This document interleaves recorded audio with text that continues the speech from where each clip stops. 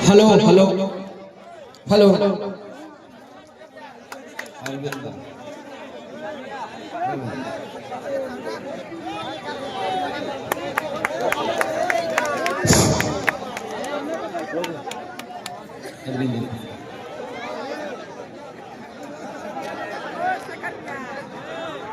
रुक जा भैया।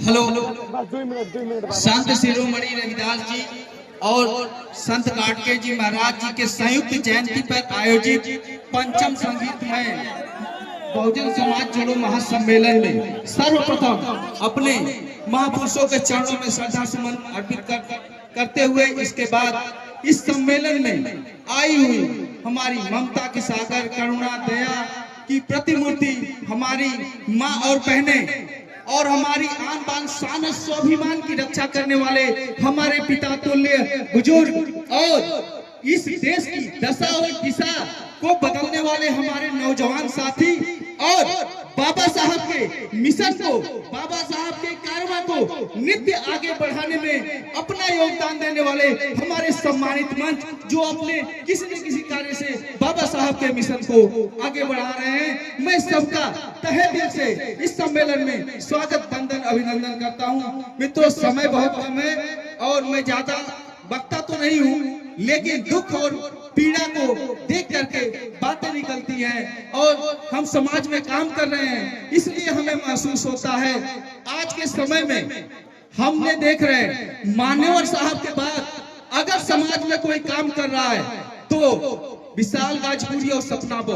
आपको बता दें, ये समय ऐसा होता है, ये समय ऐसा होता है कि इसी समय में पैसा चाहिए, धन दौलत, सब कुछ, गाड़ी घोड़ा सब कुछ चाहिए होता है। लोग समाज को छोड़ के, जितने नौकरी वाले हैं समाज के से समाज से तो हैं, लेकिन समाज को छोड़ के घर गाड़ी घोड़ा और जमीन में दौड़ लगा रहे हैं। लेकिन मैं तो धन्य कहता हूँ ये विशाल गाजपुरी और बहन सपना वो को कि उस धन दौलत घर द्वार जमीन को छोड़ करके आज समाज में निरंतर चल रहे हैं, यही समाज में खाते हैं, यही समाज में सोचते हैं कि आज के समय में ऐसा कोई त्यागी दिख रहा है क्या? हमको तो नहीं दिख रहा है।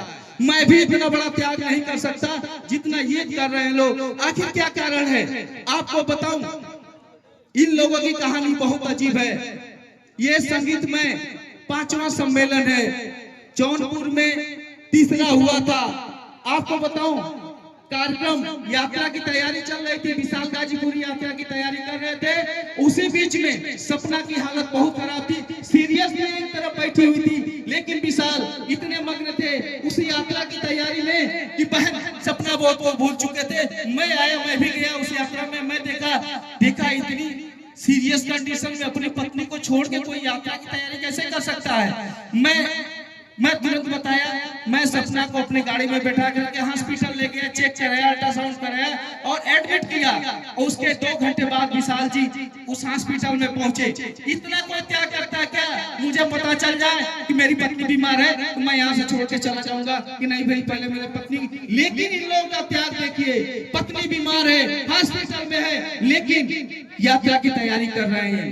आपको इसी बीच में इसी जखनिया में थे विशाल जी, जब सपना की हालत सीरियस हुई लखनऊ में, वो यहाँ यात्रा कर रहे हैं। सोचना पड़ रहा है कि बार बार समय भी इनकी परीक्षा लेता है। यात्रा की यहाँ तैयारी चल रही थी, उस समय सपना भी लखनऊ में फिर एडमिट हुई। फिर किसी तरह विशाल जी को मैंने भेजा, हम कहे जाइए पहले यहाँ छोड़ दीजिए, आप वहाँ देखिए, सपना की जरूरत है। अभी समाज को सपना जैसी औरतों की जरूरत है। और मैं तो कहता हूँ हर घर में हर व्यक्ति के साथ ऐसी बहन और ऐसी पत्नी की जरूरत है जो समाज में अपने पति को समर्पित कर दे। आज की महिलाएं ऐसा नहीं है जो अपने पति को समर्पित कर दे। आज मैं बता दूंगा आपको, मैं भी नौकरी करने वाला, नौकरी वालों की बात बता रहा हूँ। नौकरी करने वाले बाबा साहब के मिशन को धोखा दे रहे हैं। मैं बता रहा हूँ, सबसे ज्यादा अगर समाज को बाबा साहब के मिशन को जो धोखा दे रहा है वो नौकरी वाले हैं, और उनके पीछे सबसे अहम रोल उनकी औरतों का है। औरतों को वजह से वो बाबा साहब के मिशन को छोड़ते जा रहे हैं। उसी में से एक सपना बौद्ध है जो अपने पति को पैसा सब कुछ छोड़ करके कह रही कि आप समाज में काम करिए, और वो भी समाज में कंधे से कंधा मिला के चल रही है। आपको बताऊं, आप लोग को पता होगा, कुछ ही दिन पहले सपना के पिताजी की मृत्यु हो गई। क्या ऐसी कोई बेटी है जो पिता की मृत्यु के बाद भी तुरंत आके समाज में लग जाए?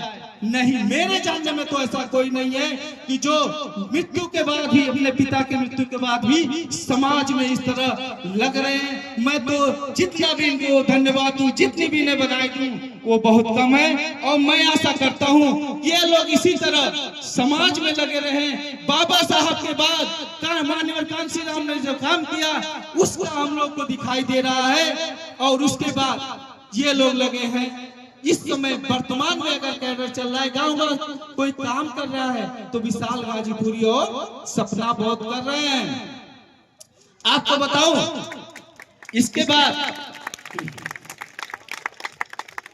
अब मैं थोड़ा सा आगे, समय बहुत कम है, संचालक महोदय थोड़ा समय मांग रहे हैं क्योंकि उतना दूर से आए हैं, तो हम ऐसे नहीं आए हैं